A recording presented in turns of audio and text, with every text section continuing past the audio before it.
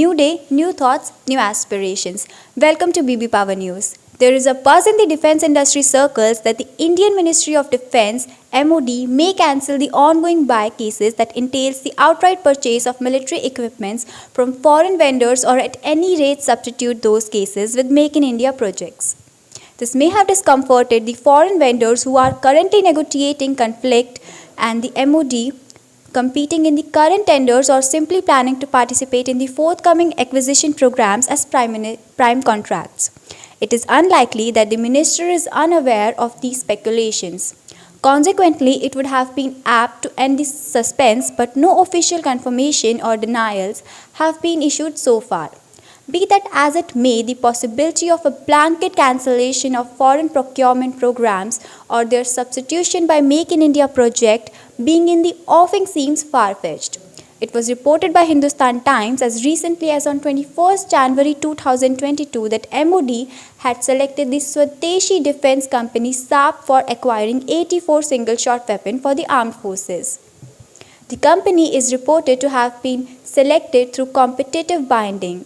It would be reasonable to infer that had it really been contemplating to ban or restrict outright purchases from abroad, MOD would not have let it be known that a foreign vendor had been shortlisted for acquisition of the aforesaid weapon to replace Swadeshi origin Kar-Kutsaf weapon system that the armed forces have been using since 1970.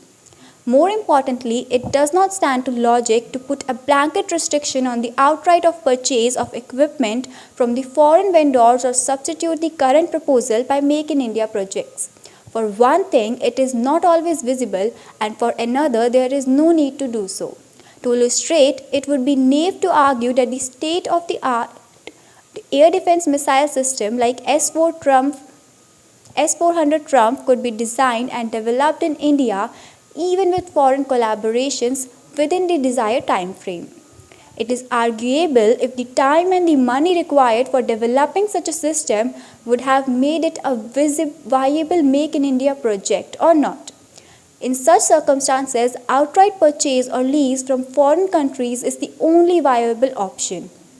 As it is, the existing procurement procedure is quite cumbersome and the requirements, especially regarding the extent of indigenous contingent in the equipment made in India, are quite stringent.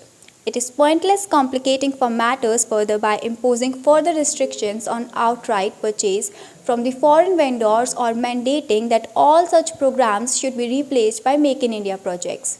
The ministry will do well to apprise the utility and impact of the measures it has already taken, such as notifications of the putative positive list issued by August 2020 and December 2021, imposing an embargo on import of hundreds of items from the stipulated dates over the next few years. For more such updates, stay tuned to BB Power News. Until then, thank you. Me with video journalist Naman Chabra.